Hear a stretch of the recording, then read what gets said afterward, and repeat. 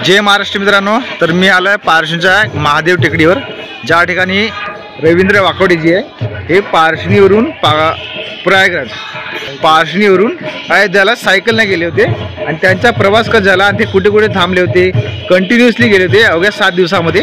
त्यांचा प्रवास कसा झाला ते आपण त्यांच्याकडून जाणून घेणार आहोत.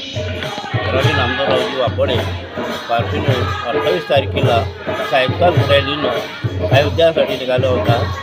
त्याचा प्रवास जागोजागी थांबून त्याचा सत्कार व त्या मंदिराचे जे पुजारी ते करत होते, तर वेळोवेळी मी फोन लावून त्याला त्याच्या बातमी घेत राहत होतो. 7 दिवसात त्यानं अयोध्याचा प्रवेश केला. मधात एक पाटण म्हणून गाव आहे, प्रयागराजच्या अयोध्याच्या 190 किलोमीटरच्या पहिल्यांदा. तिथून तो फोन आला होता का तुमचा एक मुलगा आमच्या इथं आलेला आहे आणि त्याची आम्ही व्यवस्था केलेली आहे, चाय पाणी नाश्ता वगैरे करून इथून त्याला रवाना केलेला आहे. त्याच्यासाठी आम्ही त्याचा सत्कार केला, त्याचं अभिनंदन केलं. त्याच्यानंतर असंच आमचे जे काही येणारे प्रवासी आहे, संत आहे, त्याचे बी असंच तुम्ही सत्कार करत राहा, त्याच्या सहयोग करत राहा, असेच आम्ही तुमच्यापासून अपेक्षा वगैरे करत होतो. हे त्याच्या संग बोलणं चालणं चाललं. त्याच्यानंतर हा 9 तारखेला वापस आला. तो माहूर फाट्यावर होता. त्यावेळी 2:30 ते त्या सुमारास मी फोन केला होता का तू आता कुठे आहे, तर म्हणून मी माहूर फाट्याला आहो आणि जमेपर्यंत 4-5 वाजेपर्यंत मी पारशीला पोहोचणार. तर पारशीला आल्यानंतर माझ्या तर दुसऱ्या जागी काही कार्यक्रम असताना मी बाहेर चालले गेलो होतो. काही परशुरामजी राऊत वगैरे होते, त्याला मी सांगितलं होतं का हा आल्यानंतर त्याच्या सत्कार पारशीने बाजार चौकात करायचं आणि हार वगैरे घेऊन सर्व तयार केले. 4:30 वाजता पारशी मला.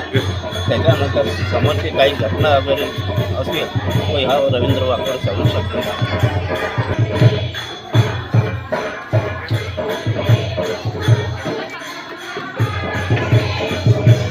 आमच्या इथं पारशी शिव मंदिरामध्ये नागपूरच्या माध्यमातून रवींद्र नामदेवरावजी वाकोडे यांचा सत्कार करण्यात येत आहे.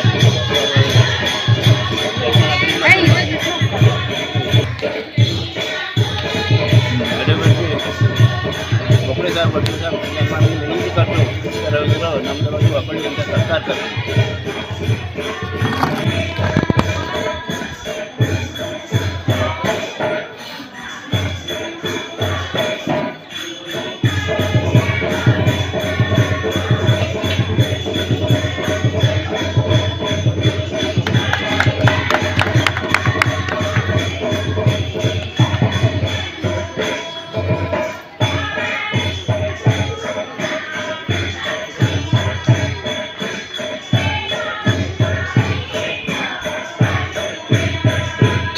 सायकलनी आपल्या पारशीपासून तर अयोध्येपर्यंत प्रवास केला आहे 7 दिवसामध्ये. तर आपण यांचा सत्कार घेता येते घेतला आहे. हे श्री रवींद्रजी वाकोडे यांनी पारशी ते प्रयागराज इथे अयोध्या इथे 7 दिवसात सायकलनी प्रवास केलेला आहे. तर त्यांचं टाळ्यांच्या गजरात खूप मोठ्या टाळ्यांच्या गजरात स्वागत